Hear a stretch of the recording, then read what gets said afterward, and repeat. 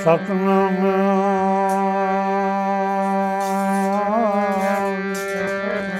ਸ੍ਰੀ ਵਾਹਿਗੁਰੂ ਸਾਹਿਬ JIO. ਦੌਲਤ ਬੰਦਨ ਕਬਾਰ ਸਰਬ ਕਲਾ ਸਮਰੱਥ, ਦੁਰਲਨ ਤੇ ਰੱਖੋ ਪ੍ਰਭੂ, ਨਾਨਕ ਦੇ ਕਰ ਅਰਥ। ਫਿਰਤ ਫਿਰਤ ਪ੍ਰਭ ਆਇਆ, ਭਰਿਆ ਤੂੰ ਸਰਨਾਏ। ਨਾਨਕ ਕੀ ਪ੍ਰਭ ਬੇਨਤੀ, ਆਪਣੀ ਭਗਤੀ ਲਾਏ।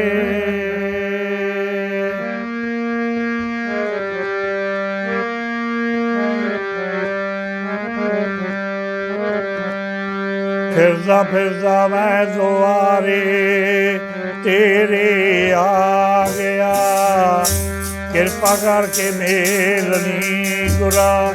ਫਿਰਦਾ ਫਿਰਦਾ ਮੈਂ ਦੁਆਰੇ ਤੇਰੇ ਆ ਗਿਆ, ਉਹ ਕਿਰਪਾ ਕਰਕੇ ਮੇਲਨੀ ਗੁਰਾ।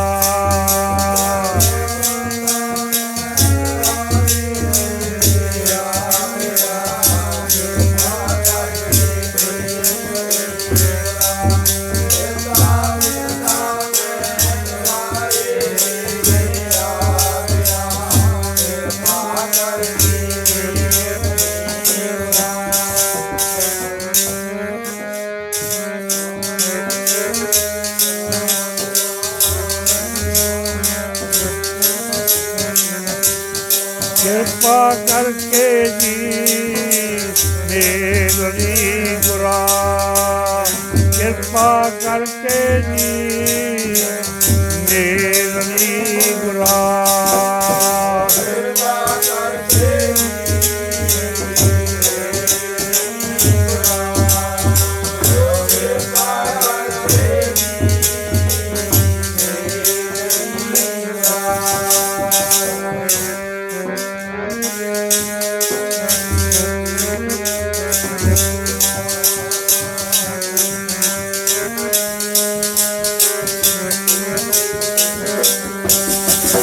ਕਿਰਪਾ ਕਰਕੇ ਜੀ ਮੇਲਨੀ ਗੁਰਾ, ਕਿਰਪਾ ਕਰਕੇ ਜੀ ਮੇਲਨੀ ਗੁਰਾ।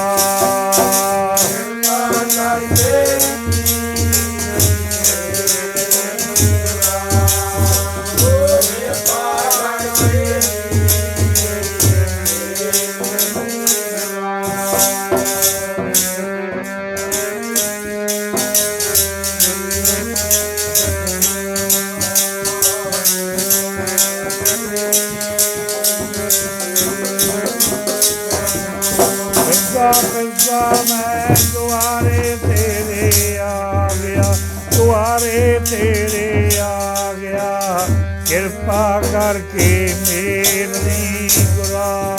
ਫਿਰਦਾ ਫਿਰਦਾ ਮੈਂ ਦੁਆਰੇ ਤੇਰੇ ਆ ਗਿਆ, ਕਿਰਪਾ ਕਰਕੇ ਮੇਲਨੀ ਗੁਰਾ।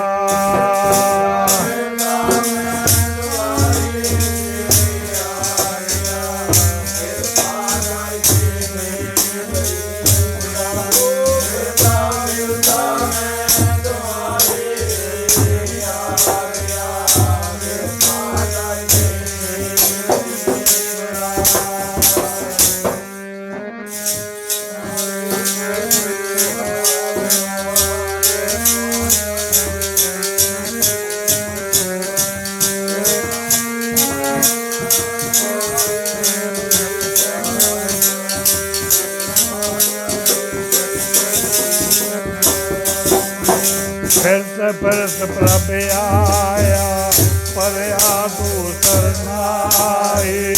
ਨਾਨਕ ਕੀ ਪ੍ਰਭ ਬੇਨਤੀ, ਆਪਣੀ ਭਗਤੀ ਲਾਏ।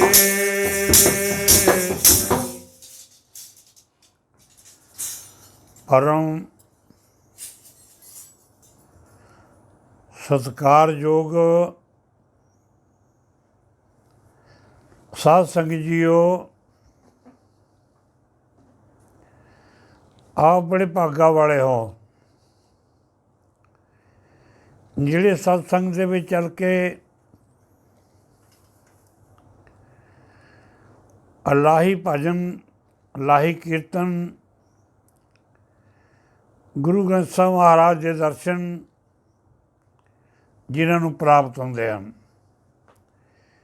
ਕਿਉਂਕਿ ਮਹਾਰਾਜ ਦੀ ਬਾਣੀ ਵਿੱਚ ਲਿਖਿਆ, ਫਿਰਤ ਫਿਰਤ ਪ੍ਰਭ ਆਇਆ, ਪਰਿਆ ਤੋ ਸਰਨਾਏ, ਨਾਨਕੀ ਪ੍ਰਭ ਬੇਨਤੀ ਆਪਣੀ ਭਗਤੀ ਲਾਏ।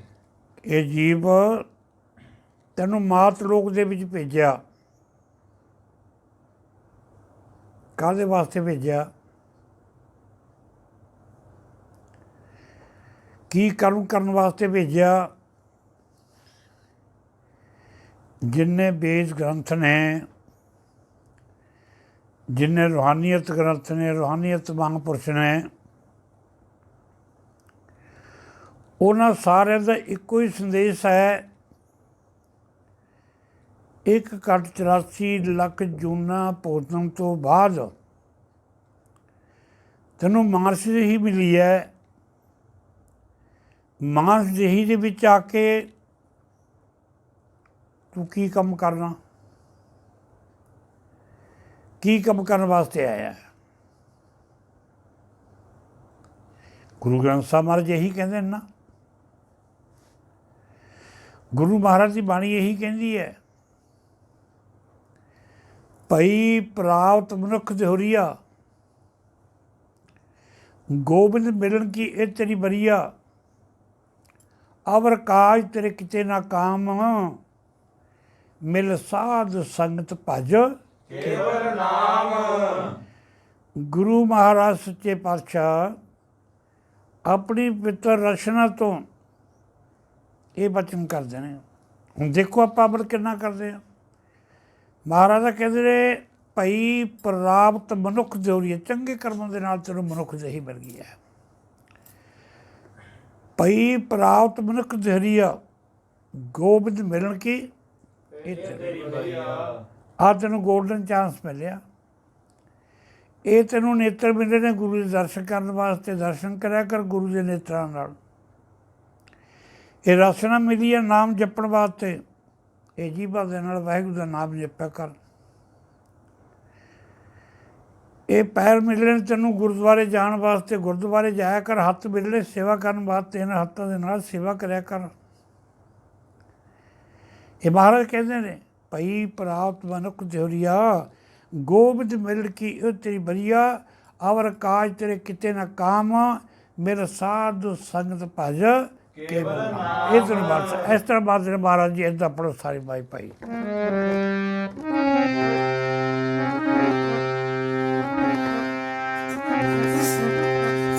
ਤੈਨੂੰ ਵਾਰ ਵਾਰ ਨਾ ਮਿਲਣੀ ਮਾਨਸ ਦੇਈ, ਮਾਨਸ ਦੇਈ। ਤੈਨੂੰ ਵਾਰ ਵਾਰ ਨਾ ਉਹ ਮਿਲਣੀ ਮਾਨਸ ਦੇਈ, ਮਾਨਸ ਦੇਈ। ਵਾਹਿਗੁਰੂ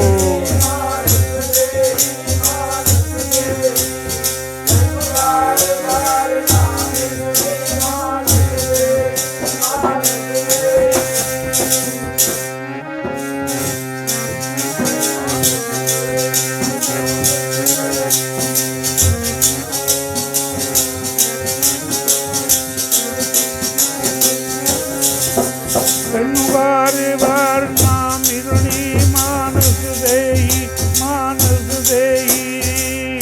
ਵਾਰ ਵਾਰ ਨਾ ਮਿਲਣੀ ਮਾਨਸ ਦੇਈ, ਮਾਨਸ ਦੇਈ।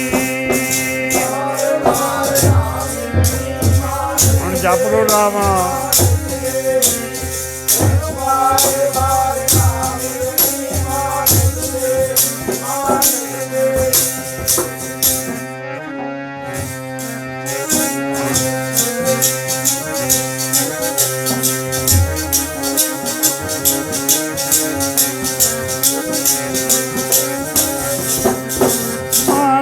ਦੇਹੀ ਮਾਨਸ ਦੇਹੀ, ਮਾਨਸ ਦੇਹੀ, ਮਾਨਸ ਦੇਹੀ।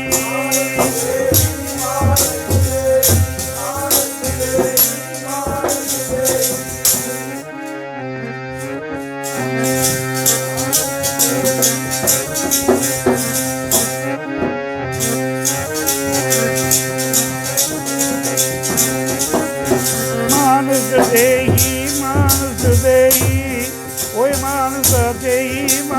ਦੇਈ।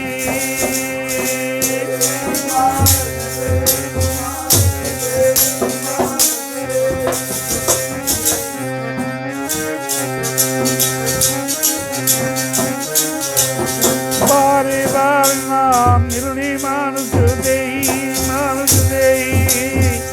ਤੈਨੂੰ ਵਾਰ ਵਾਰ ਨਾ ਉਹ ਮਿਲਣੀ ਮਾਨਸ ਦੇਈ, ਮਾਨਸ ਦੇਈ।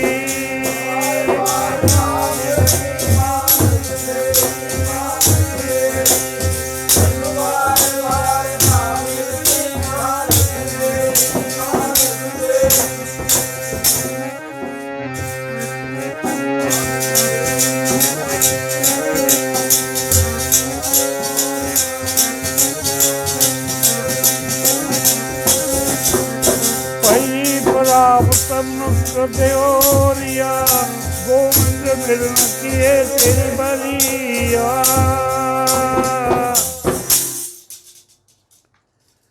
ਪਰਮ ਸਤਿਕਾਰਯੋਗ ਸਾਧ ਸੰਗਤ ਜੀ, ਇਹ ਪੰਜਵੇਂ ਪਾਤਸ਼ਾਹ ਸ੍ਰੀ ਗੁਰੂ ਅਰਜਨ ਦੇਵ ਜੀ ਮਹਾਰਾਜ ਦੇ ਬਚਨ ਨੇ। ਸਾਰੀ ਮਨੁੱਖਤਾ ਨੂੰ ਸਾਂਝਾ ਸੰਦੇਸ਼ ਦਿੱਤਾ। ਹੁਣ ਆਪਾਂ ਨੇ ਦੇਖਣਾ ਵੀ ਇਹ ਪੜ੍ਹ ਕੇ ਇਹਦੇ ਉੱਪਰ ਅਮਲ ਕਰਦੇ ਹਾਂ ਜਾਂ ਪੜ੍ਹ ਕੇ ਹੀ ਛੱਡਦੇ ਆਪਾਂ। ਜੇ ਤਾਂ ਗੁਰਮੁਖੋਂ ਪੜ੍ਹ ਕੇ ਕਰਦੇ ਅਮਲ, ਫਿਰ ਤਾਂ ਗੁਰੂ ਗ੍ਰੰਥ ਸਾਹਿਬ ਮਹਾਰਾਜ ਦੀ ਬਾਣੀ ਪੜ੍ਹੀ ਅਤੇ ਬਾਣੀ ਲਿਖੀ ਅਤੇ ਬਾਣੀ ਸੁਣੀ ਪੈਂਦੀ ਆ ਲੇਖੇ 'ਚ। ਜੇ ਪਰ ਆਪਾਂ ਅਮਲ ਨਹੀਂ ਕਰਦੇ, ਜਿੰਨੀ ਮਰਜ਼ੀ ਬਾਣੀ ਸੁਣੀ ਜਾਓ, ਜਿੰਨੀ ਮਰਜ਼ੀ ਬਾਣੀ ਪੜ੍ਹੀ ਜਾਓ, ਉਹਦਾ ਉਨਾ ਫਾਇਦਾ ਨਹੀਂ ਹੋਣਾ। ਸਪਸ਼ਟ ਸ਼ਬਦਾਂ ਵਿੱਚ ਕਿਹਾ ਮਹਾਰਾਜ ਨੇ, ਕਹਿੰਦੇ ਤੈਨੂੰ ਜਿਹੜੀ ਮਾਸ ਜਿਹੀ ਮਿਲੀ ਆ ਨਾ, ਇਹ ਚੰਗੇ ਕਰਮ ਤੇਰੇ।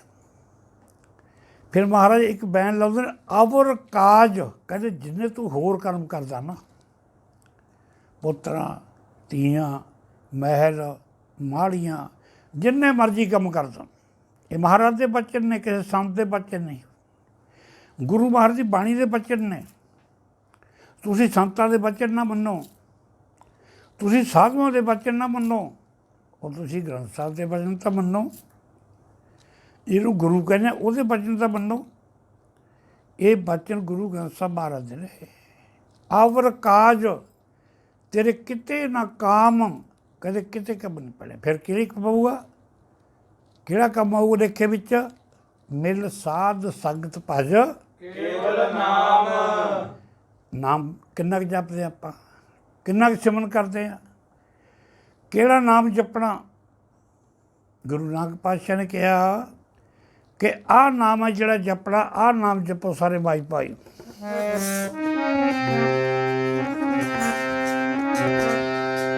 ਜਪੋ ਸਤਨਾਮ ਸਤਨਾਮ ਸਤਨਾਮ ਜੀ, ਵਾਹਿਗੁਰੂ ਵਾਹਿਗੁਰੂ ਵਾਹਿਗੁਰੂ ਜੀ।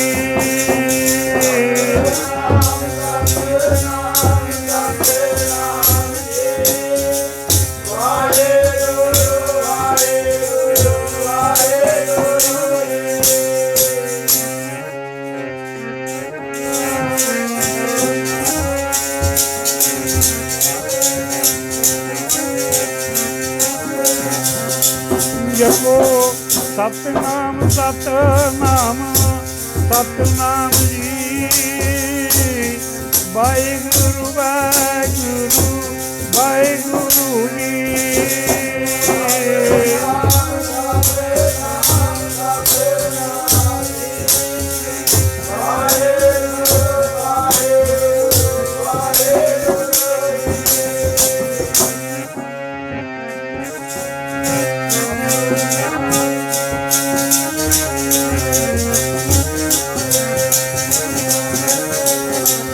ਜਪੋ ਸਤਨਾਮ ਸਤਨਾਮ ਸਤਨਾਮ ਜੀ, ਵਾਹਿਗੁਰੂ ਵਾਹਿਗੁਰੂ ਵਾਹਿਗੁਰੂ ਜੀ।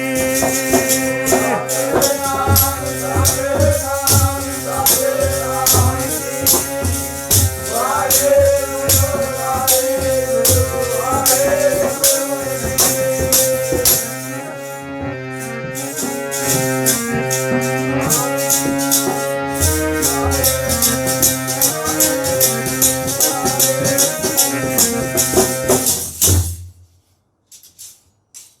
ਇਹ ਸਿਮਰਨ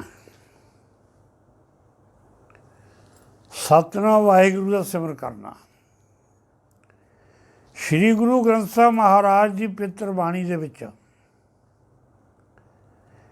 ਰੇਕ ਪੰਨੇ ਦੇ ਉੱਪਰ, ਰੇਕ ਮੰਗਲਾਚਰਨ ਦੇ ਉੱਪਰ, ਰੇਕ ਪਾਤਸ਼ਾਹ ਦੀ ਬਾਣੀ ਦੇ ਇਹ ਬਚਨ ਨੇ, ਵਾਹਿਗੁਰੂ ਸ਼ਬਦ ਦਾ ਅਭਿਆਸ ਕਰੋ, ਵਾਹਿਗੁਰੂ ਵਾਹਿਗੁਰੂ ਵਾਹਿਗੁਰੂ ਨਾਮ ਜਪੋ। ਜੇ ਆਪਾਂ ਬਾਣੀ ਪੜ੍ਹਦੇ ਹਾਂ ਅਤੇ ਬਾਣੀ ਸੁਣਦੇ ਹਾਂ ਤਾਂ ਬਰਾਬਰ ਨਹੀਂ ਕਰਦੇ, ਫਿਰ ਇਹ ਕਿਉਂ ਲੋੜ ਪਈ ਗੁਰੂ ਨਾਨਕ ਪਾਤਸ਼ਾਹ ਨੂੰ ਬਚਨ ਕਰਨ ਦੀ? ਪੜ੍ਹ ਪੜ੍ਹ ਗੱਡੀ ਲੱਦੀ ਏ, ਪੜ੍ਹ ਪੜ੍ਹ ਗੱਡੀ ਕਾਰਤ, ਪੜ੍ਹੀਏ ਜੇਤੇ ਬਰਸ ਬਰਸ, ਪੜ੍ਹੀਏ ਜੇਤੇ ਮਾਸ, ਪੜ੍ਹੀਏ ਜੇਤੀ ਆਰਜਾ, ਪੜ੍ਹੀਏ ਜੇਤੇ ਸਵਾਸ, ਨਾਨਕ ਲੇਖੇ ਇੱਕ ਗੱਲ ਹੋਰ ਹਉਮੈ ਚੱਕਾ ਝਾਖ। ਗੁਰੂ ਮਹਾਰਾਜ ਕਹਿੰਦੇ ਨੇ, ਕਹਿੰਦੇ ਇੱਕ ਵਾਹਿਗੁਰੂ ਦਾ ਨਾਮ ਜਪਣਾ, ਜੇ ਨਾਮ ਨਹੀਂ ਜਪਦੇ ਤਾਂ ਫਿਰ ਝੱਖੜ ਕਹਿੰਦੇ ਨੇ, ਬਕਵਾਸ ਉਹਨੂੰ ਮਾਰੀ ਜਾਂਦਾ। ਤਾਂ ਆਪਾਂ ਕਹਿੰਦੇ ਨਾ, ਕੋਈ ਬੰਦਾ ਬੋਲੀ ਜਾਵੇ, ਆਪਾਂ ਕਹਿੰਦੇ ਉਹਨੂੰ ਝੱਖੜ ਮਾਰੀ ਜਾਂਦਾ। ਇਹ ਬਾਣੀ ਕਹਿੰਦੀ ਹੈ, ਮੈਂ ਨਹੀਂ ਕਹਿੰਦਾ। ਫਿਰ ਆਪਾਂ ਪੜ੍ਹ ਪੜ੍ਹ ਕੇ ਝੱਖੜ ਮਾਰਦੇ ਹਾਂ। ਜੇ ਪੜ੍ਹ ਕੇ ਬਾਣੀ ਉੱਪਰ ਅਮਲ ਨਹੀਂ ਕਰਦੇ, ਅਮਲ ਬਾਣੀ ਉੱਪਰ ਕੀ ਕਰਨਾ? ਅਤੇ ਮਹਾਰਾਜ ਨੇ ਜਗ੍ਹਾ ਜਗ੍ਹਾ 'ਤੇ ਲਿਖਿਆ ਵਾਹਿਗੁਰੂ ਸ਼ਬਦ ਦਾ ਅਭਿਆਸ ਕਰਨਾ, ਵਾਹਿਗੁਰੂ ਸ਼ਬਦ ਦਾ ਅਭਿਆਸ ਕਰਨਾ। ਔਰ ਅਭਿਆਸ ਕਰਨ ਦਾ ਵੀ ਕੋਈ ਤਰੀਕਾ ਹੁੰਦਾ, ਕੋਈ ਮਰਜ਼ਾਦਾ ਹੁੰਦੀ ਹੈ। ਮਰਜ਼ਾਦਾ ਤੋਂ ਬਗੈਰ ਕੋਈ ਵੀ ਕੰਮ ਨਹੀਂ ਕੀਤਾ ਜਾ ਸਕਦਾ। ਜੋਤੀ ਤੋਂ ਬਗੈਰ ਮੁਕਤੀ ਨਹੀਂ ਹੁੰਦੀ ਹੈ। ਜਿੰਨਾ ਮਰਜ਼ੀ ਜ਼ੋਰ ਲਾ ਲਓ, ਚਾਹੇ ਜੋਤੀ ਨਾਲ ਮੁਕਤੀ ਹੋਊਗੀ। ਇਹਦਾ ਧਿਆਨ ਕਿੱਥੇ ਲਾਉਣਾ? ਵਾਹਿਗੁਰੂ ਨਾਮ ਤਾਂ ਰਸਨਾ ਨਾਲ ਜਪਣਾ, ਕੰਨਾਂ ਦੇ ਨਾਲ ਇਹਨੂੰ ਸਰਵਣ ਕਰਨਾ, ਸੁਣਨਾ। ਇਹਦਾ ਧਿਆਨ ਵੀ ਤਾਂ ਕਿੱਥੇ ਲਾਉਣਾ ਆਪਾਂ ਨੇ? ਇਹਦਾ ਧਿਆਨ ਗੁਰੂ ਮਹਾਰਾਜ ਨੇ ਇਸ ਤਰ੍ਹਾਂ ਦੱਸਿਆ ਵੀ ਕਿਵੇਂ ਧਿਆਨ ਲਾਉਣਾ, ਕਿਹਦਾ ਧਿਆਨ ਲਾਉਣਾ, ਕਿੱਥੇ ਮਨ ਕਾਗਰ ਹੋਊਗਾ। ਇਸ ਤਰ੍ਹਾਂ ਪੜ੍ਹੋ ਸਾਰੇ ਭਾਈ ਭਾਈ।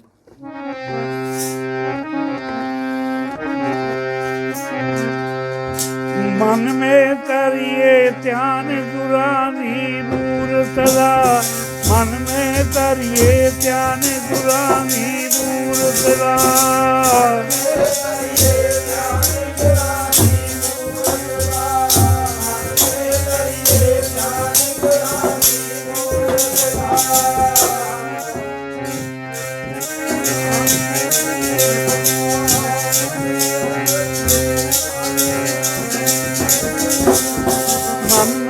ਤਰੀਏ ਧਿਆਨ ਗੁਰਾਂ ਦੀ ਮੂਰਤ ਦਾ, ਮਨ ਮੇ ਤਰੀਏ ਧਿਆਨ ਗੁਰਾਂ ਦੀ ਮੂਰਤ ਦਾ।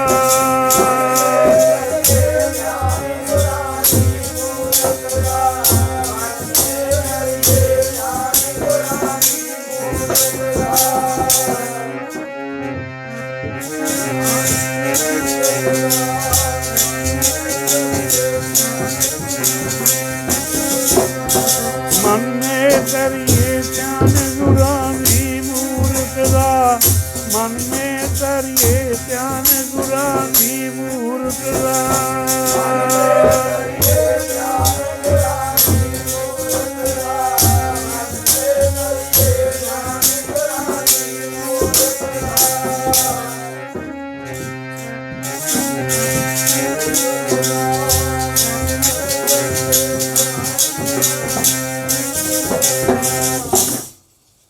ਗਾਉਣ ਰਾਗ ਦੇ ਵਿੱਚ ਇਹ ਮਹਾਰਾਜ ਨੇ ਕਿਹਾ ਧਿਆਨ ਕਿੱਥੇ ਲਾਉਣਾ? ਗੁਰੂ ਸਰੂਪ ਦਾ ਧਿਆਨ ਲਾਉਣਾ।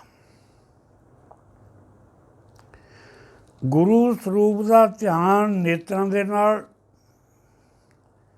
ਰਸਨਾ ਦੇ ਵਿੱਚੋਂ ਸ਼ਬਦ ਬੋਲਣਾ, ਆਪਣੇ ਕੰਨਾਂ ਦੇ ਨਾਲ ਉਹਨੂੰ ਸਰਵਣ ਕਰਨਾ, ਸੁਣਨਾ। ਇਹ ਜੋਤੀ ਹੈ। ਜਦੋਂ ਤੁਸੀਂ ਇਹ ਚੀਜ਼ ਦੇ ਨਾਲ ਬਾਣੀ ਪੜ੍ਹੋਗੇ, ਸ਼ਬਦ ਦਾ ਅਭਿਆਸ ਕਰੋਗੇ, ਤੁਹਾਡਾ ਮਨ ਇਕਾਗਰ ਹੋਣ ਲੱਗ ਜਾਊਗਾ। ਜਦੋਂ ਮਨ ਇਕਾਗਰ ਹੋ ਗਿਆ, ਸ਼ਬਦ ਤੇ ਸੁਰਤ ਦਾ ਮਿਲਾਪ ਹੋ ਗਿਆ। ਸ਼ਬਦ ਤੇ ਸੁਰਤ ਇਹਨਾਂ ਦਾ ਮਿਲਾਪ ਕਰਨਾ, ਕਨੈਕਸ਼ਨ ਜੋੜਨਾ। ਉਹ ਕਨੈਕਸ਼ਨ ਜੋੜੂਗਾ ਗੁਰੂ ਜੀ ਦਾ ਧਿਆਨ ਰੱਖਾਂਗੇ।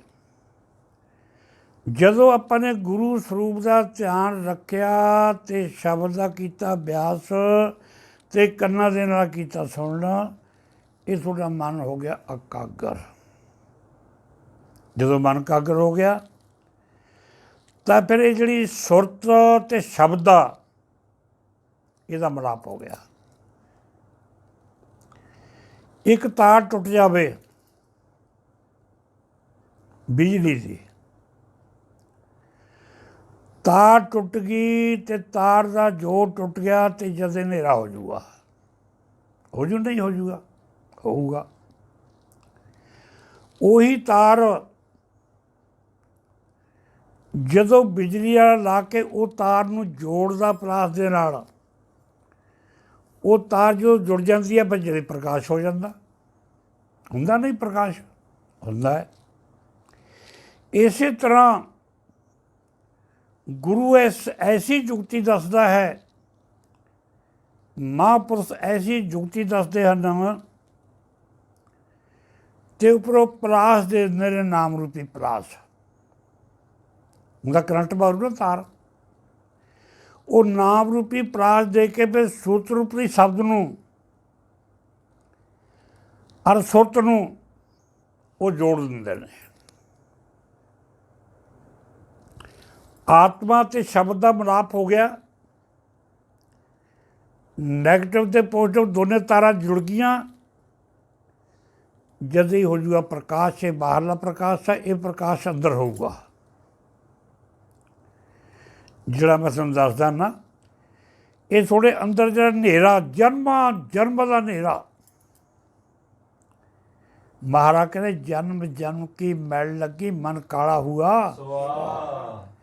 ਜਨਮਾਂ ਦੀ ਮੈਲ ਲੱਗੀ ਹੈ, ਮਨ ਨੂੰ ਕਾਲਾ ਸੁਆਹ ਹੋਇਆ ਪਿਆ ਜਮਾਈ। ਕਿਉਂ ਹੋਇਆ? ਨਾਮ ਨਹੀਂ ਜਪਿਆ, ਭਜਨ ਨਹੀਂ ਕੀਤਾ, ਬੰਦਗੀ ਨਹੀਂ ਕੀਤੀ। ਪਿੱਛੇ ਮਹਾਰਾਜ ਨੇ ਕੋਈ ਕਰਮ ਤੇਰਾ ਚੰਗਾ ਦੇਖ ਕੇ ਤੈਨੂੰ ਮਾਰਸ਼ਦੀਪ ਵਿੱਚ ਭੇਜਤਾ, ਮੁੜ ਕੇ ਤੂੰ ਫੇਰ ਨਹੀਂ ਨਾਮ ਜਪਦਾ, ਫੇਰ ਨਹੀਂ ਨਾਮ ਜਪਦਾ, ਫੇਰ ਵੀ ਪੁੱਤਰਾਂ ਦੇ, ਧੀਆਂ ਦੇ, ਮਾਇਆ ਦੇ, ਮਹਿਲਾਂ ਦੇ ਮਾੜੀਆਂ ਚੱਕਰ 'ਤੇ ਪੈ ਗਿਆ। ਗੁਰੂ ਮਹਾਰਾਜ ਕਹਿੰਦੇ ਨੇ, ਮਹਾਂਪੁਰਸ਼ ਕਹਿੰਦੇ ਤੈਨੂੰ ਬਾਰ ਨਹੀਂ ਮਿਲਣੀ ਮਾਨਸਦੀ ਹੈ, ਨਹੀਂ ਮਿਲਣੀ ਹੈ, ਜ਼ੋਰ ਲਾਣੀ ਜਿਹੜਾ ਲਾਉਣਾ। ਇਹ ਪੰਜਵੇਂ ਪਾਤਸ਼ਾਹ ਦੇ ਬੱਚੇ ਨਾ ਤਾਂ ਕਿਸੇ ਸਮਝਦੇ ਨੇ, ਇਹ ਨਾ ਇਹ ਬੱਚੇ ਨੇ ਮੇਰੇ। ਇਹ ਧਿਆਨ ਕਰ ਲਓ ਵੀ ਪੰਜਵੇਂ ਪਾਤਸ਼ਾਹ ਗੁਰੂ ਅਰਜਨ ਦੇਵ ਜੀ ਮਹਾਰਾਜ ਕੀ ਬਚਨ ਕਰਦੇ ਨੇ। ਇੱਦਾਂ ਪੜ੍ਹੋ ਕੀ ਕਹਿੰਦੇ ਨੇ ਵਾਸਦੇ ਨੂੰ।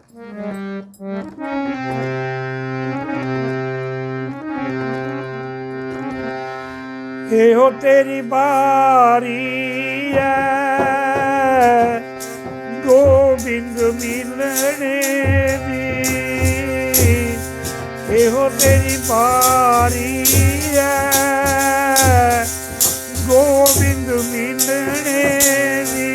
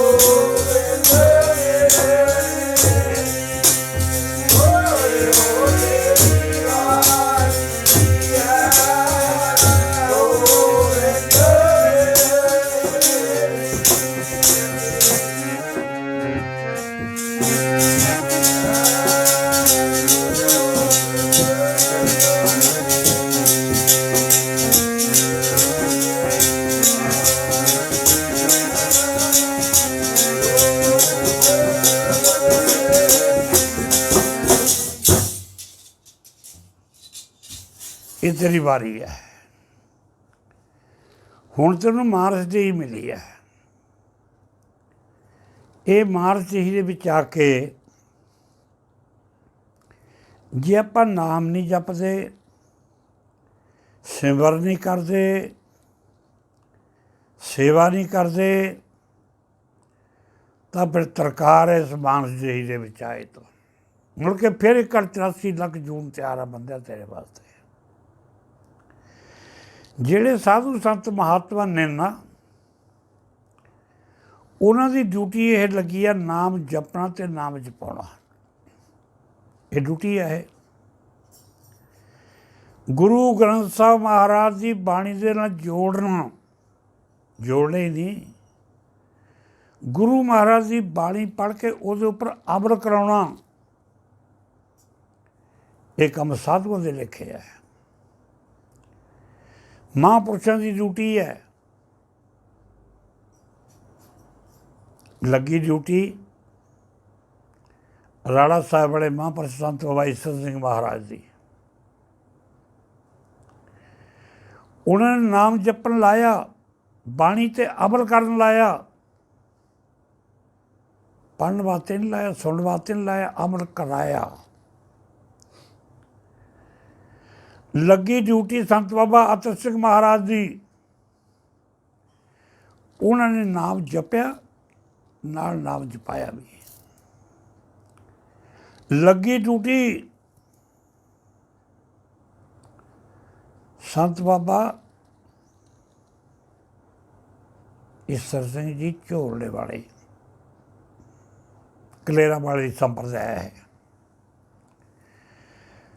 ਔਰ ਉਹਨਾਂ ਨੇ ਬੜੀਆਂ ਸੰਗਤਾਂ ਨੂੰ ਨਾਮ ਜਪਿਆ ਤੇ ਨਾਮ ਜਪਾਇਆ, ਨਾਮ ਨਾਲ ਜੋੜਿਆ। ਇਹ ਡਿਊਟੀ ਹੈ। ਕੀ ਡਿਊਟੀ ਹੈ? ਇਸ ਤਰ੍ਹਾਂ ਪੜ੍ਹੋ ਕੀ ਡਿਊਟੀ ਹੈ।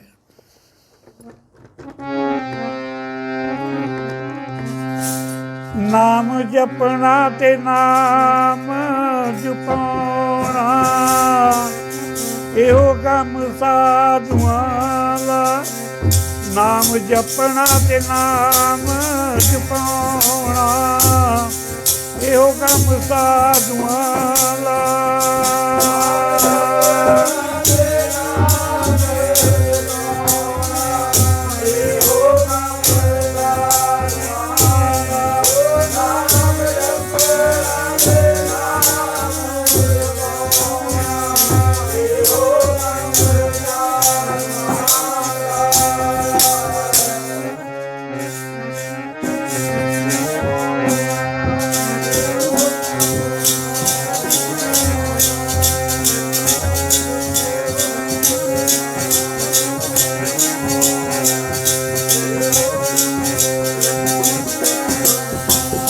ਨਾਮ ਜਪਣਾ ਤੇ ਨਾਮ ਜਪਾਉਣਾ, ਇਹੋ ਕੰਮ ਸਾਧੂਆਂ ਦਾ। ਨਾਮ ਜਪਣਾ ਤੇ ਨਾਮ ਜਪਾਉਣਾ, ਇਹੋ ਕੰਮ ਸਾਧੂਆਂ ਦਾ।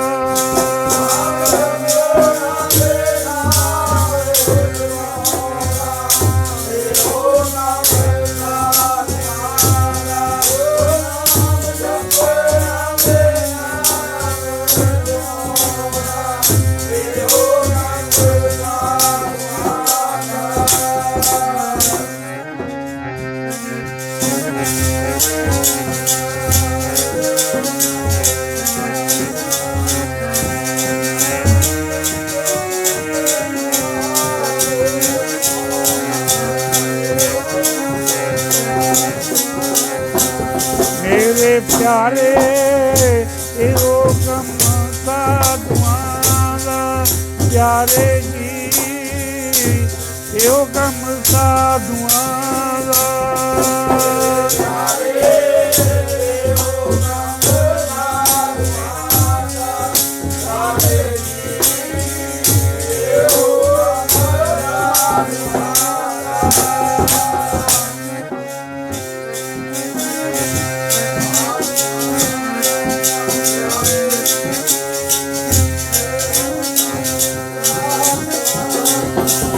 ਮੇਰੇ ਪਿਆਰੇ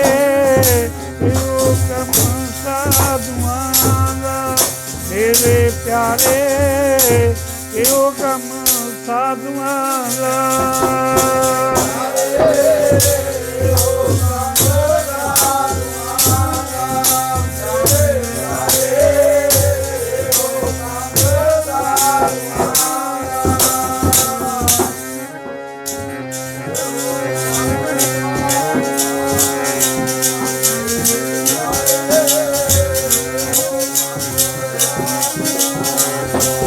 ਨਾਮ ਜਪਣਾ ਤੇ ਨਾਮ ਜਪਾਉਣਾ ਇਹੋ ਕੰਮ ਸਾਧੂਆਂ ਦਾ। ਨਾਮ ਜਪਣਾ ਤੇ ਨਾਮ ਜਪਾਉਣਾ ਇਹੋ ਕੰਮ ਸਾਧੂਆਂ ਦਾ। ਵਾਹਿਗੁਰੂ।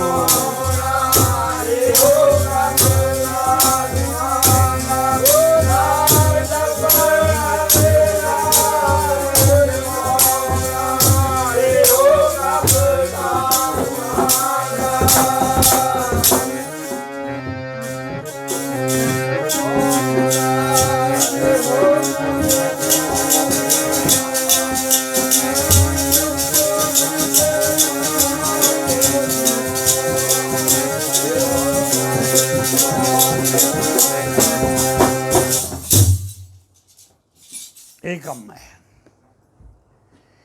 ਹੋਰ ਸਾਧੂਆਂ ਦਾ ਕੋਈ ਪੈਸੇ ਇਕੱਠੇ ਕਰਨਾ ਨਹੀਂ ਕੰਮ ਹੈ, ਨਾ ਨਾ। ਸਾਧੂ ਸੰਤਾਂ ਦੀ ਡਿਊਟੀ ਤਾਂ ਇੱਕੋ ਹੀ ਰਹੀ ਹੈ, ਨਾਮ ਜਪਣ ਆਪ ਵੀ। ਐ ਨਹੀਂ ਵੀ ਆਪ ਨਾਮ ਨਹੀਂ ਜਪਣਾ ਦੂਏ ਨੂੰ ਕਹਿਣ, ਫੇਰ ਨਹੀਂ ਗੱਲ ਬਣਨੀ ਹੈ। ਨਾਮ ਆਪ ਵੀ ਜਪਣ, ਨਾਮ ਹੋਰਾਂ ਨੂੰ ਵੀ ਜਪਾਉਣ। ਪੁੰਨ ਦਾਨ ਆਪ ਵੀ ਕਰਨ, ਪੁੰਨ ਦਾਨ ਹੋਰਾਂ ਤੋਂ ਵੀ ਕਰਾਉਣ। ਇਹ ਡਿਊਟੀ ਆ ਸੰਤਾਂ ਦੀ, ਮਹਾਂਪੁਰਸ਼ਾਂ ਦੀ। ਜਿਹੜੀ ਵੀ ਸੰਗਤ ਆਉਂਦੀ ਹੈ ਗੁਰੂ ਘਰ ਦੇ ਵਿੱਚ,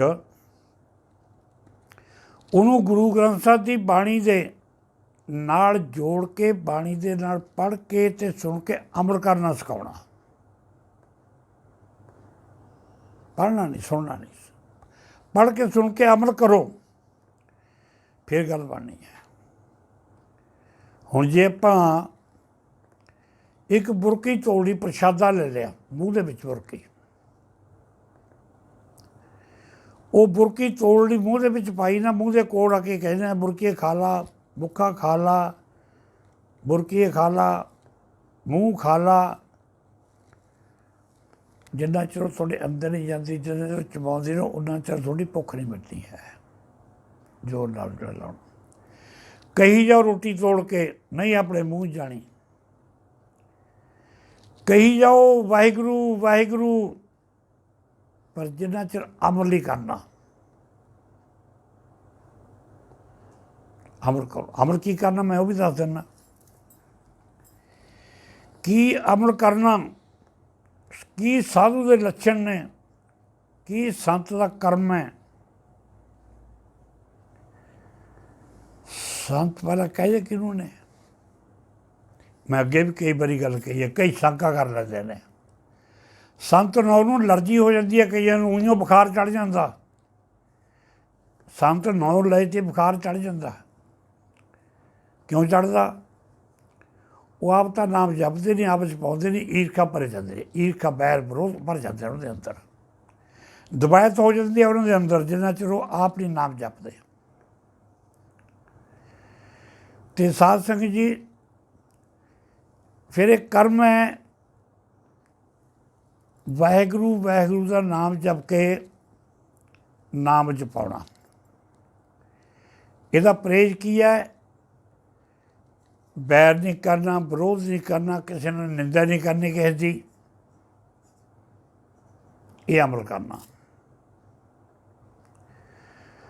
ਦੂਸਰਾ, ਦੇਖ ਪਰਾਈਆਂ ਚੰਗੀਆਂ ਮਾਵਾਂ ਭੈਣਾਂ ਧੀਆਂ ਜਾਣੇ, ਏਕਾ ਨਾਰੀ ਜਤੀ ਕਹਾਵੇ, ਪਰ ਨਾਰੀ ਧੀ ਭੈਣ ਪਖਾਣੇ। ਹਰੇਕ ਦਾ ਕਰਮ ਹੈ। ਜੇ ਅੰਦਰੋਂ ਮਾੜੀ ਦ੍ਰਿਸ਼ਟੀ ਵੀ ਨਾਲ ਦੇਖਦਾ ਰੂਪ ਦੂਜੇ ਨੂੰ, ਉਹ ਵੀ ਫੇਲ ਹੈ ਇਸ ਮਾਰਗ ਦੇ ਵਿੱਚ। ਅੰਦਰੋਂ ਇੱਕੋ ਹੀ ਸੁਰਤ ਕੰਮ ਕਰੇ, ਖਿਆਲ ਕੰਮ ਕਰਨ, ਵਿਚਾਰ ਕੰਮ ਕਰਨਾ, ਗੁਰੂ ਸ਼ਬਦ ਹੈ। ਗੁਰੂ ਸ਼ਬਦ ਹੈ। ਹੁਣ ਸਾਧ ਸੰਗਤ ਜੀ, ਜਦੋਂ ਫਿਰ ਆਪਾਂ ਸਵਾਸ ਗਰਾਸ ਨਾਮ ਜਪਦੇ ਹਾਂ, ਇਹਨਾਂ ਗੱਲਾਂ ਤੋਂ ਪਰਹੇਜ਼ ਕਰਦੇ ਹਾਂ ਜਿਹੜੀਆਂ ਮੈਂ ਦੱਸਦਾ। ਆਪ ਨਾਮ ਜਪੋ, ਦੂਜੇ ਨੂੰ ਨਾਮ ਜਪਾਓ, ਲੰਗਰ ਚਲਾਓ, ਗੁਰੂ ਦੇ ਭੁੱਖੇ ਪਿਆਸਿਆਂ ਨੂੰ ਪ੍ਰਸ਼ਾਦਾ ਛਕਾਓ। ਸਭ ਤੋਂ ਵੱਡਾ ਕਰਮ ਹੈ ਇਹ ਸਾਧੂ ਦਾ। ਫਿਰ ਸੰਤ ਕਿਹਨੂੰ ਕਹਿੰਦੇ ਨੇ? ਜਿਨ੍ਹਾਂ ਸਵਾਸ ਗਰਾਸ ਨ ਵਿਸਰੈ, ਹਰ ਨਾਮਾ ਮਨਵੰਤ, ਧਨ ਸੇ ਸੋਈ ਨਾਨਕਾ, ਪੂਰਨ ਸੋਈ ਸੰਤ। ਇਹ ਗੁਰੂ ਮਹਾਰਾਜ ਦੀ ਬਾਣੀ ਕਹਿੰਦੀ ਹੈ। ਜਿਹੜੇ ਸਵਾਸ ਗਰਾਸ, ਪਾਨ ਉਪਾਨ ਵਾਹਿਗੁਰੂ ਦਾ ਨਾਮ ਜਪਦੇ ਨੇ, ਔਰ ਜਿਨ੍ਹਾਂ ਦੇ ਨਾਮ ਜਪ ਕੇ ਫਿਰ ਜੱਪਾ ਚੱਲ ਪਿਆ, ਅੱਧਾ ਘੰਟਾ ਸਿਮਰਨ ਕਰ ਲਿਆ, ਗੁਰੂ ਗ੍ਰੰਥ ਸਾਹਿਬ ਦੀ ਬਾਣੀ ਪੜ੍ਹ ਲਈ, ਸ਼ਬਦ ਪੜ੍ਹ ਲਿਆ, ਤਾਂ ਇਹ ਆ ਜਾਂਦਾ ਜਾਪ ਦੇ ਵਿੱਚ। ਜਾਪ ਜਦੋਂ ਆਪਾਂ ਜਾਪ ਕਰਦੇ ਕਰਦੇ ਕਰਦੇ ਕਰਦੇ ਫਿਰ ਐਸੀ ਬਿਰਤੀ ਬਣ ਜਾਂਦੀ ਹੈ ਜਗਿਆਸੂ ਦੀ, ਉਹਦੇ ਅੰਦਰ ਜੱਪਾ ਚੱਲਣ ਲੱਗ ਜਾਂਦਾ।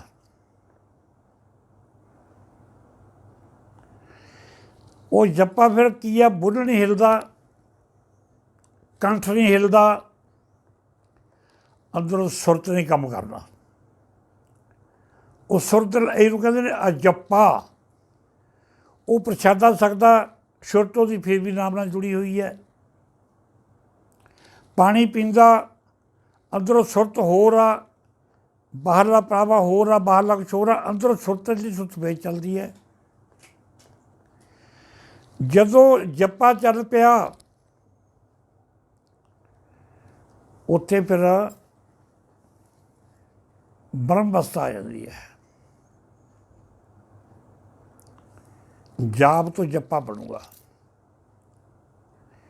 ਇੰਨੀਆਂ ਮਾਲਾ ਗੁਰਮੰਤਰ ਦੀਆਂ ਕਰ ਲਈਆਂ, ਇੰਨੀਆਂ ਮਾਲਾ ਮੂਲ ਮੰਤਰ ਦੀਆਂ ਕਰ ਲਈਆਂ, ਇੰਨੇ ਪਾਠ ਚੁਪਾਈ ਸਾਹਿਬ ਦੇ ਕਰ ਲਏ, ਇੰਨੇ ਪਾਠ ਜਪਜੀ ਸਾਹਿਬ ਦੇ ਕਰ ਲਏ। ਇਹ ਫਿਰ ਜਾਪ ਆ ਗਏ। ਜਾਪ ਕਰਦੇ ਆਪਾਂ। ਜਦੋਂ ਇਹ ਜਾਪ ਕਰਦੇ ਕਰਦੇ ਕਰਦੇ ਕਰਦੇ ਇਹ ਫਿਰ ਜੱਪਾ ਚੱਲ ਪਊ ਅੰਦਰ, ਉੱਥੇ ਬ੍ਰਹਮ ਅਵਸਥਾ ਮਿਲ ਜੂਗੀ। ਜਦੋਂ ਬ੍ਰਹਮ ਅਵਸਥਾ ਬਣ ਗਈ, ਉਹਨੂੰ ਫਿਰ ਕੋਈ ਵੀ ਦੁਸ਼ਮਣ ਨਹੀਂ ਨਜ਼ਰ ਆਊਗਾ, ਕੋਈ ਬੈਰੀ ਨਹੀਂ ਨਜ਼ਰ ਆਊਗਾ, ਕੋਈ ਧੀ ਭੈਣ ਆਪਣੀ ਭੈਣ ਲੱਗੂਗੀ, ਆਪਣੀ ਧੀ ਲੱਗੂਗੀ, ਆਪਣੀ ਮਾਂ ਲੱਗੂਗੀ, ਔਰ ਜਿਹੜੇ ਸੱਗੀ ਹੋਣਗੇ ਆਪਣੇ ਹੀ ਉਹਨੂੰ ਭੈਣ ਭਰਾ ਲੱਗਣਗੇ। ਜੱਪਾ ਜਦੋਂ ਚੱਲ ਪਿਆ, ਉਹਦੀ ਅਵਸਥਾ ਬਣ ਜਾਂਦੀ ਹੈ। ਫਿਰ 24 ਘੰਟੇ 64 ਘੜੀਆਂ ਉਹਦੇ ਸਿਮਰਨ ਚੱਲਣ ਲੱਗ ਜਾਂਦਾ। ਜਦੋਂ ਜੱਪਾ ਚੱਲ ਕੇ ਸਿਮਰਨ ਲੱਗ ਗਿਆ ਚੱਲਣਾ, ਉਹਨੂੰ ਕਹਿੰਦੇ ਨੇ ਬ੍ਰਹਮ ਅਵਸਥਾ, ਜਾਣੀ ਬ੍ਰਹਮ ਦਾ ਗਿਆਨ ਹੋ ਗਿਆ, ਆਪਣੇ ਆਪ ਦਾ ਗਿਆਨ ਹੋ ਗਿਆ, ਆਤਮਾ ਦਾ ਗਿਆਨ ਹੋ ਗਿਆ, ਸੁਰਤ ਦਾ ਗਿਆਨ ਹੋ ਗਿਆ।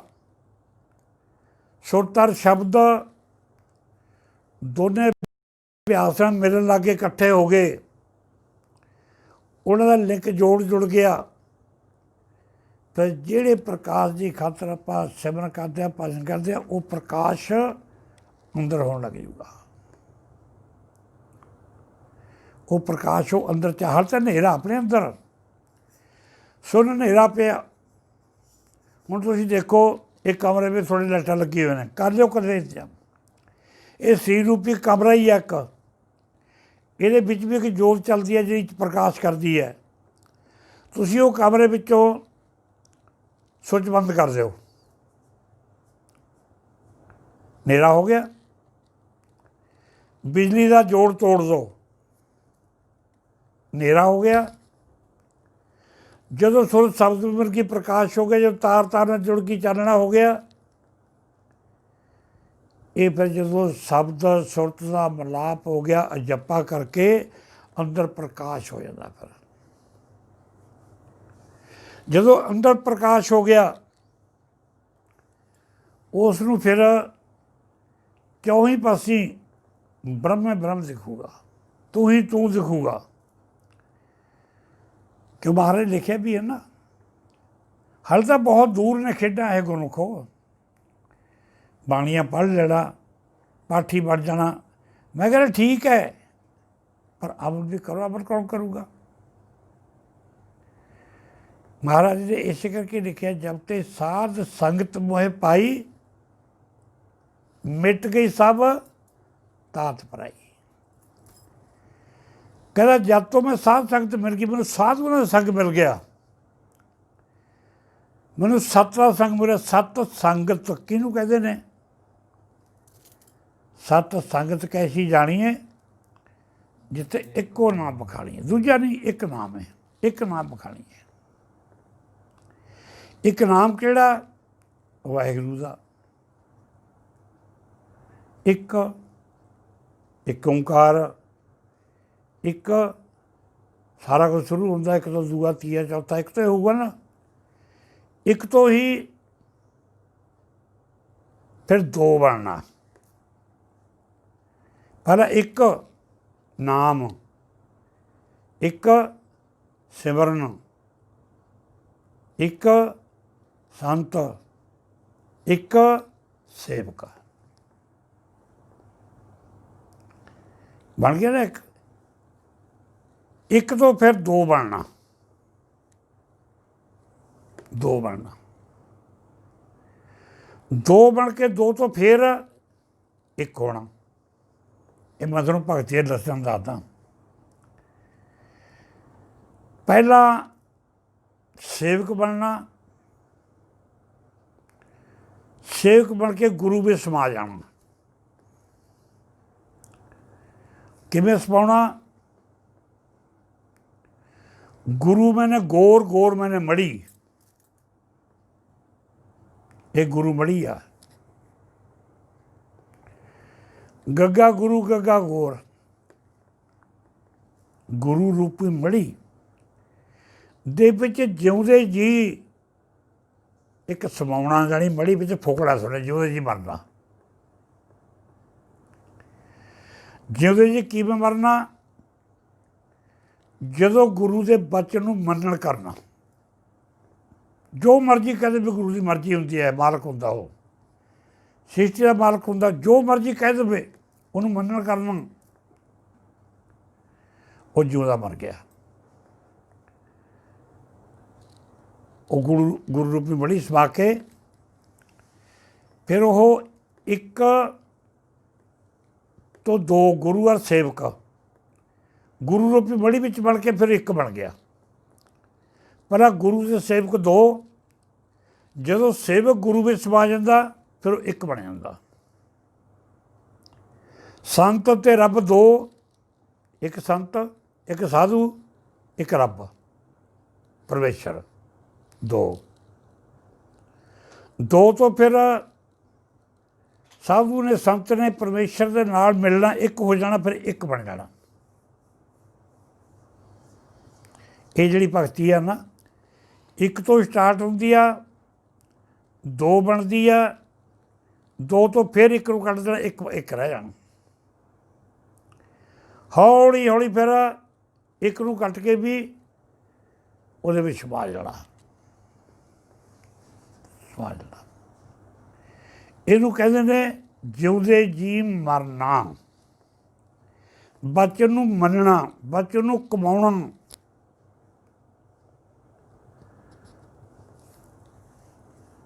ਇਹ ਭਗਤੀ ਹੈ, ਇਹ ਸਿਮਰਨ ਹੈ, ਇਹ ਜਪਾ ਹੈ। ਜਦੋਂ ਫਿਰ ਇਹ ਨਾ ਸਵਾਸ ਕਰਾਸਨ ਬਿਸਰੇ ਹਰਨਾਮਾ ਮਨ ਮੰਤ, ਧਨ ਸੋਈ ਨਾਨਕਾ ਪੂਰ ਸੋਈ ਸੰਤ। ਉਹਨੂੰ ਸੰਤ ਕਹਿੰਦੇ ਨੇ, ਫਿਰ ਮਹਾਤਮਾ ਕਹਿੰਦੇ ਨੇ। ਉਹ ਮਹਾਤਮਾ ਦੇ ਬਾਰੇ ਗੁਰੂ ਅਰਜਨ ਦੇਵ ਜੀ ਮਹਾਰਾਜ ਨੇ ਵੀ ਇਹਦਾ ਭੇਦ ਖੋਲ੍ਹਿਆ ਇੱਕ ਜਗ੍ਹਾ 'ਤੇ। ਸਾਧ ਕੀ ਮਹਿਮਾ ਊਚ ਤੇ ਉੱਚੀ, ਸਾਧ ਕੀ ਮਹਿਮਾ ਬੂਝ ਤੇ ਬੁੱਝੀ। ਸਾਧ ਕੀ ਮਹਿਮਾ ਸਾਧ ਬਣ ਆਈ, ਨਾਨਕ ਸਾਧ ਪ੍ਰਭ ਕਹਿੰਦੇ ਰੱਬ ਦੇ ਵਿੱਚ ਔਰ ਸਾਧੂ ਵਿੱਚ ਕੋਈ ਭੇਦ ਅੰਤਰ ਹੁੰਦਾ ਹੀ ਨਹੀਂ ਹੈ। ਇਹ ਮੈਂ ਨਹੀਂ ਕਹਿੰਦਾ, ਬਾਣੀ ਕਹਿੰਦੀ ਹੈ, ਅੰਤਰ ਨਹੀਂ ਹੁੰਦਾ ਹੈ। ਪਹਿਲਾਂ ਇੱਕ ਪਰਮੇਸ਼ਰ, ਇੱਕ ਗੁਰੂ, ਸੰਤਾਂ ਪਰਮੇਸ਼ਰ ਇੱਕ ਬਣ ਗਏ, ਗੁਰੂ ਸੇਵਕ ਇੱਕ ਬਣ ਗਏ। ਪਹਿਲਾਂ ਇੱਕ, ਫਿਰ ਦੋ, ਦੋ ਤੋਂ ਫਿਰ ਇੱਕ ਬਣ, ਇੱਕ ਤੋਂ ਬਣ ਕੇ ਫਿਰ ਕੋਸ਼ਿਸ਼ ਕਰਨੇ ਆ ਸਮਾਉਣ ਦੀ ਇਹਦੇ ਵਿੱਚ ਹੀ, ਸਮਾਜੀਏ ਸਮਾਜੀਏ ਸਮਾਜੀਏ। ਫਿਰ ਇਹ ਜੀਵਨ, ਫਿਰ ਇਹਨੂੰ ਜੀਵਨ ਕਹਿੰਦੇ ਨੇ, ਕਿਉਂਕਿ ਬਾਣੀ ਕਹਿੰਦੀ ਆ, ਮਹਾਂਪੁਰਸ਼ ਕਹਿੰਦੇ ਨੇ। ਇੱਦਾਂ ਪੜ੍ਹ ਲਓ ਕੀ ਕਹਿੰਦੇ ਸਾਧ ਸੰਗਤ।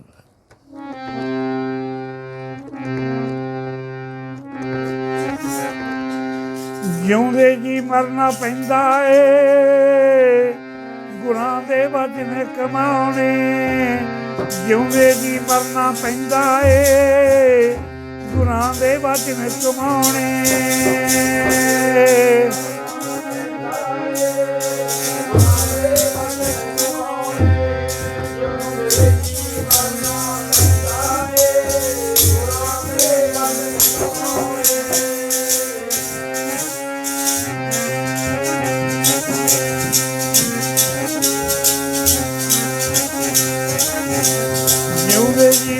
ਪੈਂਦਾ ਏ, ਗੁਰਾਂ ਦੇ ਬਚਨ ਪਗਾਉਣੇ। ਜਿਉਂਦੇ ਜੀ ਮਰਨਾ ਪੈਂਦਾ ਏ, ਗੁਰਾਂ ਦੇ ਬਚਨ ਕਮਾਉਣੇ।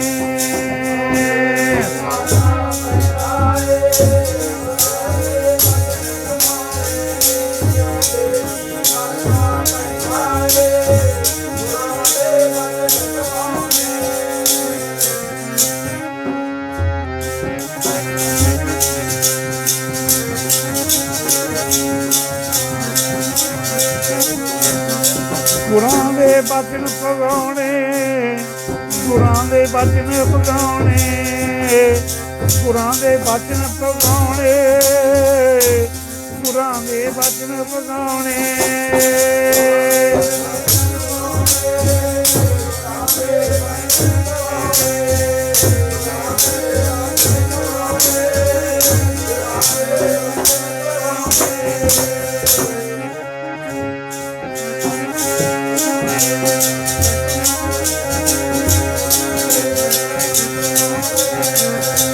ਜਿਉਂਦੇ ਜੀ ਮਰਨਾ ਪੈਂਦਾ ਏ, ਗੁਰਾਂ ਦੇ ਬਚਨ ਪਗਾਉਣੇ। ਜਿਉਂਦੇ ਜੀ ਮਰਨਾ ਪੈਂਦਾ ਏ, ਗੁਰਾਂ ਦੇ ਬਚਨ ਪਗਾਉਣੇ।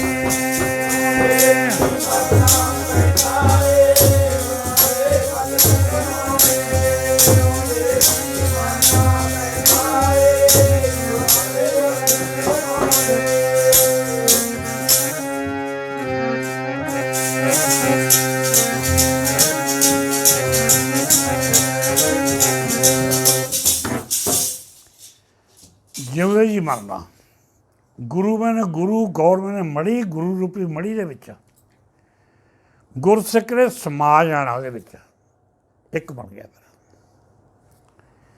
ਜਦੋਂ ਇੱਕ ਬਣ ਗਿਆ, ਉਹ ਫਿਰ ਜ਼ਿੰਦਗੀ ਦਾ ਆਨੰਦ ਹੈ। ਇਹ ਅਵਸਥਾ ਨੇ। ਤਾਂ ਇਸ ਕਰਕੇ ਸਾਧ ਸੰਗਤ ਪਹਿਲਾਂ ਨਾਮ ਜਪੋ ਵਾਹਿਗੁਰੂ ਦਾ। ਮੈਂ ਕਈ ਵਾਰੀ ਸਮਝਾਇਆ, ਪਹਿਲਾਂ ਵੈਖਰੀ ਬਾਣੀ ਵਿੱਚ, ਫਿਰ ਮਾਧਵਾ ਬਾਣੀ ਵਿੱਚ, ਫਿਰ ਬਸੰਤੀ ਬਾਣੀ ਵਿੱਚ, ਚੌਥੀ ਪਰਾ ਬਾਣੀ ਵਿੱਚ।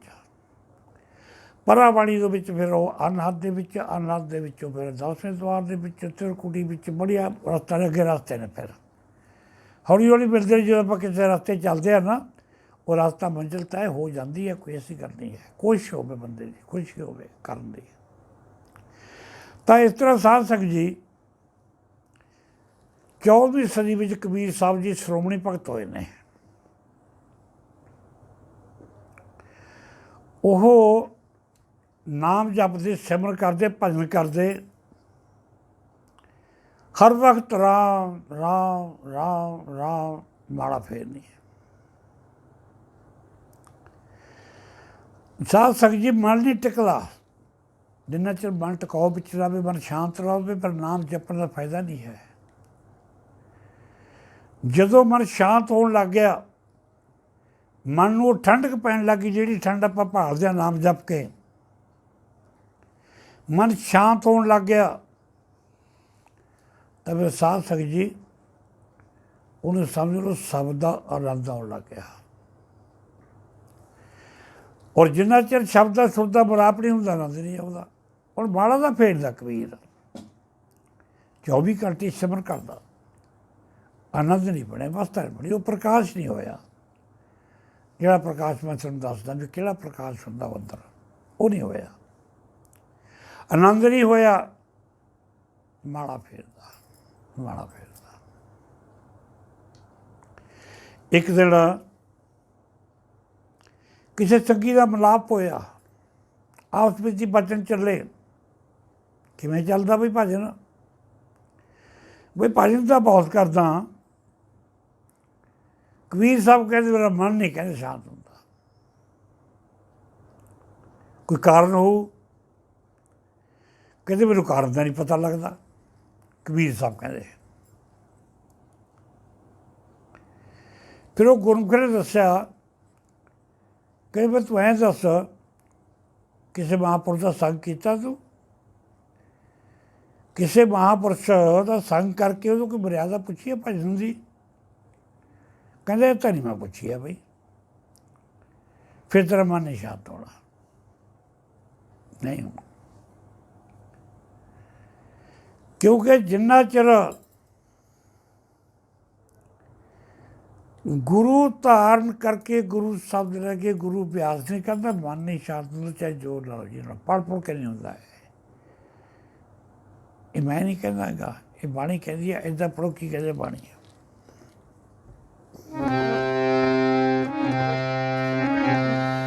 ਮਨ ਸ਼ਾਂਤ ਨਾ ਹੋਵੇ ਜੀ ਬਿਨਾ ਹਰ ਨਾਮ ਤੋਂ, ਮਨ ਸ਼ਾਂਤ ਨਾ ਹੋਵੇ ਜੀ ਬਿਨਾ ਹਰ ਨਾਮ ਤੋਂ।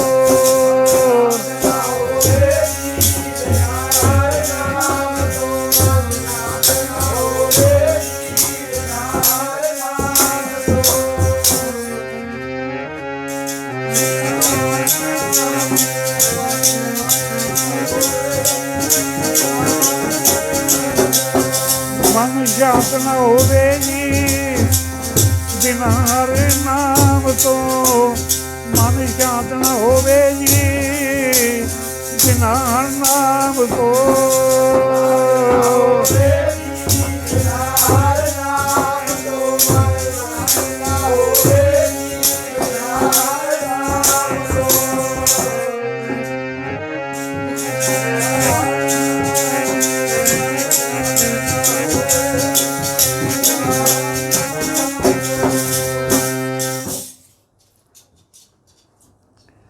ਹਰੀ ਦੇ ਨਾਮ ਤੋਂ ਬਗੈਰ ਮਨ ਸ਼ਾਂਤ ਨਹੀਂ ਹੁੰਦਾ। ਫੈਸਲਾ ਬਾਣੀ ਦਾ ਕਹਿੰਦਾ ਫਿਰ ਕੀ ਕਰਾਂ? ਕੋਈ ਮਹਾਂਪੁਰਸ਼ ਦਾ ਮਿਲਾਪ ਹੋਇਆ? ਨਹੀਂ ਹੋਇਆ, ਨਹੀਂ ਹੈ। ਕੋਈ ਜੁਗਤੀ ਪੁੱਛੀ ਨਹੀਂ ਹੈ। ਕਹਿੰਦਾ ਫਿਰ ਨਹੀਂ ਮਨ ਸ਼ਾਂਤ ਹੋਣਾ। ਕਹਿੰਦਾ ਫਿਰ ਕਿਸੇ ਮਹਾਂਪੁਰਸ਼ ਦੀ ਭਾਲ ਕਰ। 14ਵੀਂ ਸਦੀ ਵਿੱਚ ਬ੍ਰਹਮ ਗਿਆਨੀ ਮਹਾਂਪੁਰਸ਼ ਨੇ ਰਾਮਾਨੰਦ ਜੀ, ਪੂਰਨ ਮਹਾਂਪੁਰਸ਼ ਬ੍ਰਹਮ ਗਿਆਨੀ, ਰੱਬ ਵਿੱਚ ਭੇਦ ਸਵਾਮੀ ਰਾਮਾਨੰਦ ਜੀ। ਜਦੋਂ ਸਵਾਮੀ ਰਾਮਾਨੰਦ ਜੀ ਦੇ ਚਰਨਾਂ ਵਿੱਚ ਜਾ ਕੇ ਨਮਸਕਾਰ ਕੀਤੀ,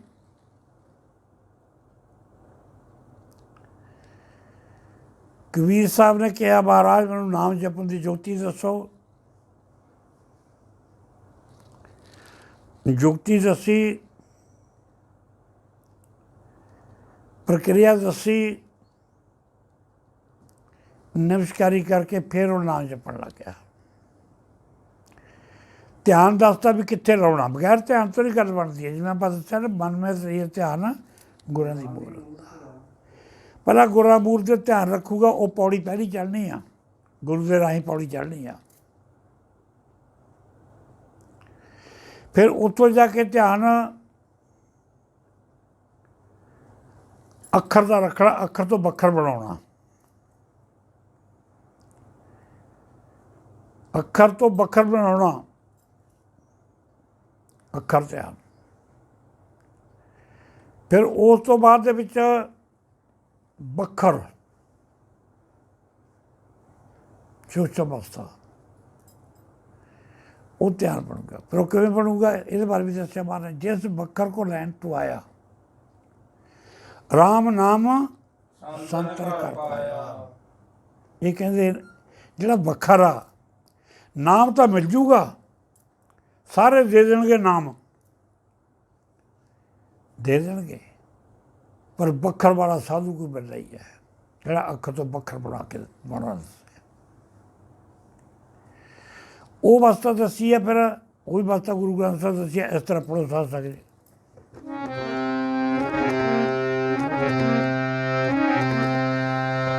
ਜਿਹੜੀ ਬਾਤ ਨੂੰ ਲੈਣ ਤੂੰ ਆਇਆ, ਮਿਲਦੀ ਆ ਸਾਧੂਆਂ ਤੋਂ। ਜਿਹੜੀ ਬਾਤ ਨੂੰ ਲੈਣ ਤੂੰ ਆਇਆ, ਮਿਲਦੀ ਆ ਸਾਧੂਆਂ ਤੋਂ।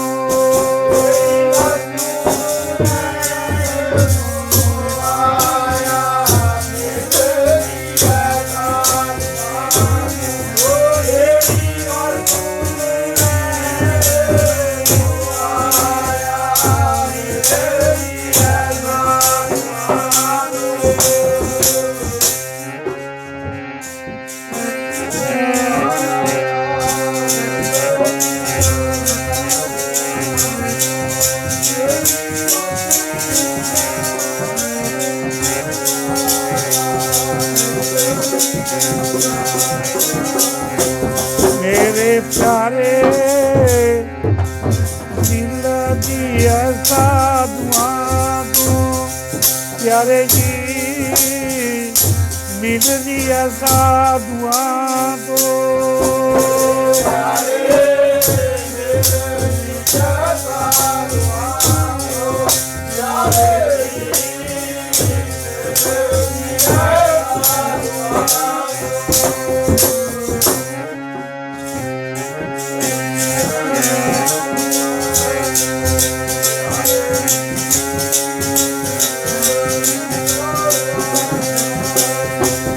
ਜਿਹੜੀ ਵਸਤੂ ਲੈਣ ਤੂੰ ਆਇਆ, ਲੈਣ ਤੂੰ ਆਇਆ, ਮਿਲਦੀ ਆ ਸਾਧੂਆਂ ਤੋਂ।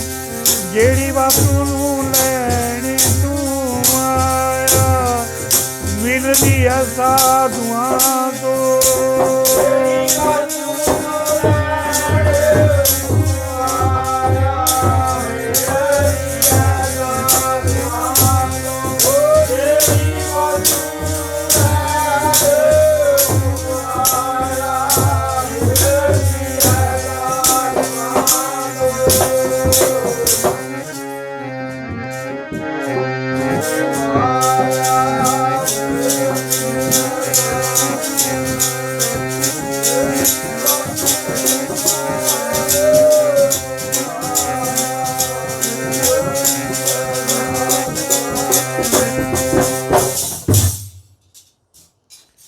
जिस बखर को लैन तू आया,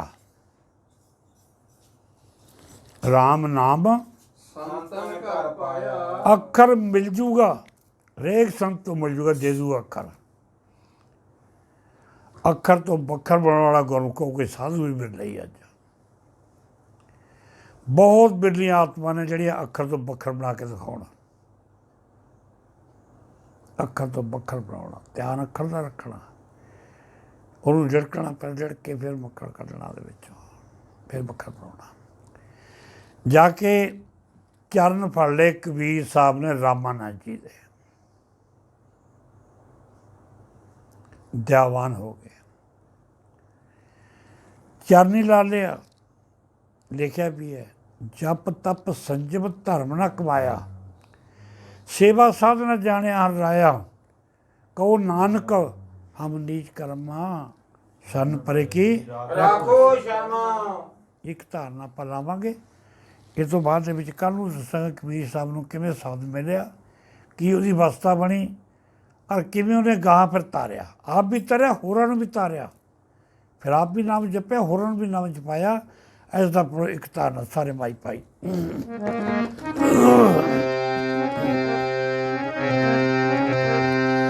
ਇਹ ਬਿਰਦ ਸਵਾਮੀ ਦਾ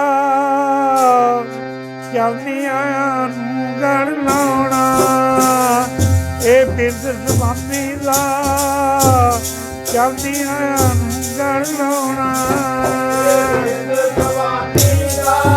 ਚਰਨੀ ਆਇਆ ਨੂੰ ਗੜ ਲਾਉਣਾ,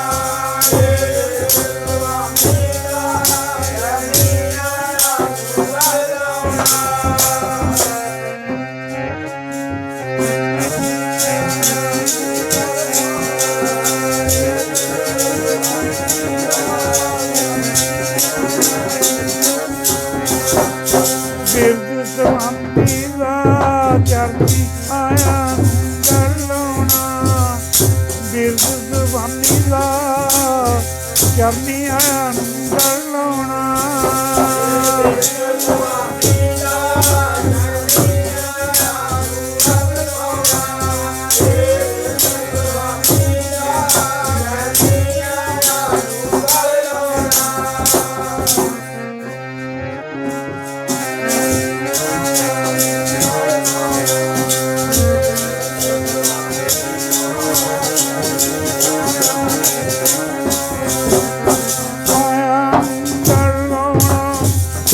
ਆਇਆ ਨੂੰ ਗੜ ਲਾਉਣਾ, ਚਰਨੀ ਆਇਆ ਨੂੰ ਗੜ ਲਾਉਣਾ, ਆਇਆ ਨੂੰ ਗੜ ਲਾਉਣਾ, ਚਰਨੀ ਆਇਆ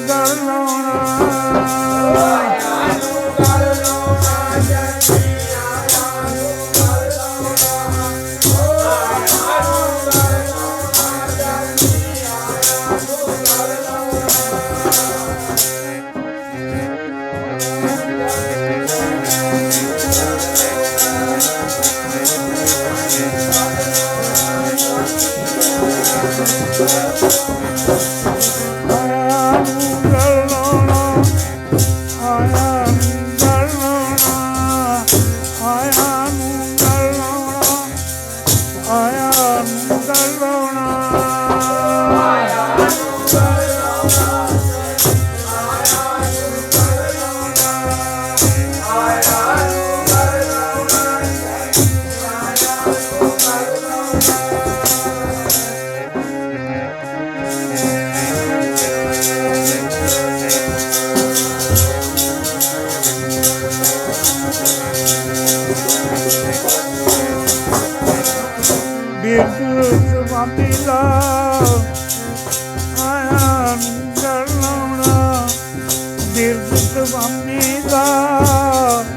ਚਰਨੀ ਆਇਆ ਨੂੰ ਗੜ ਲਾਉਣਾ,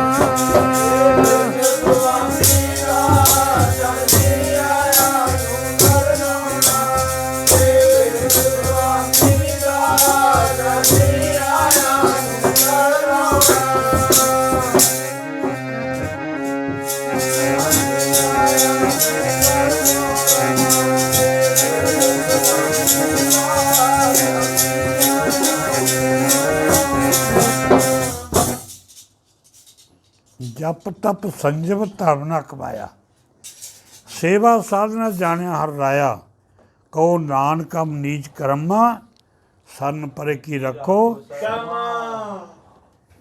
ਇਹ ਸਾਧ ਸੰਗਤ ਜੀ ਬਾਕੀ ਆਪਾਂ ਕੱਲ੍ਹ ਨੂੰ ਇਹ ਤੋਂ ਹੀ ਕਬੀਰ ਸਾਹਿਬ ਦਾ ਸ਼ੁਰੂ ਕਰਾਂਗੇ, ਜਿਵੇਂ ਸਵਾਮੀ ਰਾਮਾਨੰਦ ਜੀ ਨੇ ਉਹਨੂੰ ਆਤਮ ਗਿਆਨ ਬਖਸ਼ਿਆ, ਕਿਵੇਂ ਸ਼ਬਦਾਂ ਸੁਰ ਦਾ ਮਿਲਾਪ ਕਰਾਇਆ ਕਬੀਰ ਜੀ ਦਾ, ਫਿਰ ਕਿਵੇਂ ਉਹਨੂੰ ਕਹਿਣਾ ਪੈ ਗਿਆ ਕਬੀਰ ਮਨ ਨਿਰਮਲ ਭਇਆ ਜੈਸੇ ਗੰਗਾ ਨੀਰ ਪਾਸੇ ਲੱਗਾ ਹਰ ਪਿਰੇ ਕਹਿਤ ਕਬੀਰ ਕਬੀਰ।